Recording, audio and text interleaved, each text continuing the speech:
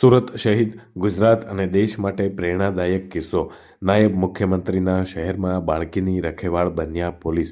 સુરત પોલીસની પ્રશંસનીય કામગીરી. તરછોડી મુકાયેલી બાળકીને અપનાવી સુરત પોલીસે.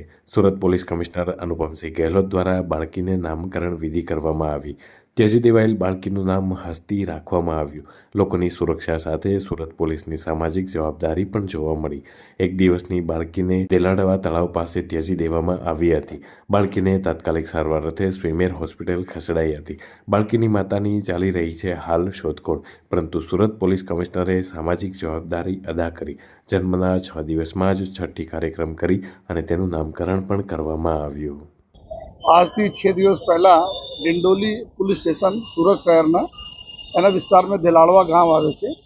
ત્યાંથી સરપંચ શ્રી હાર્દિકભાઈ એના ફોન આવ્યા અમારે પોલીસ પીઆઈ ઉપર કે તાલાબના પાડા ઉપર જો કોઈ એકદમ તાજા જન્મેલી દીકરીના કોઈ રાત્રે 10 વાગે જો મૂકીને જતા રહે છે. તાત્કાલિક પોલીસની ટીમ પહોંચી જોઈએ, અમારી પોલીસની ગાડી પહોંચી, સાથોસાથ 108ને બી અમે લોકો તુરંત મેસેજ કરી દીધા હતા. જ્યારે અમારા પોલીસ મહિલા અમારી અધિકારીઓ પહોંચી ત્યાં જોઈ કે એક દીકરી જો અને તુરંત તાજી જન્મેલી દીકરીને કોઈ મૂકીને જતા રહ્યા છે.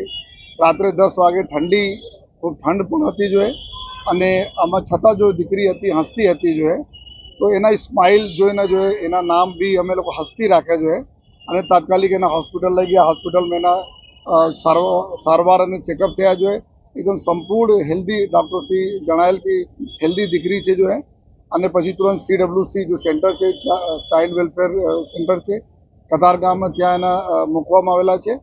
અને આજે 6ઠ્ઠા દિવસ છે એના, તો દીકરીના આજે નામકરણ અને છઠ્ઠીને પૂજન બી ડિંડોલી પોલીસ સ્ટેશનના પ્રાંગણમાં અમારા પોલીસ પરિવાર અને અમારા મીડિયાના મિત્રો અને અમારા જો નગરજનોના પ્રેઝન્સમાં કરવામાં આવેલા, અને નામ પણ હસ્તી રાખવામાં આવે.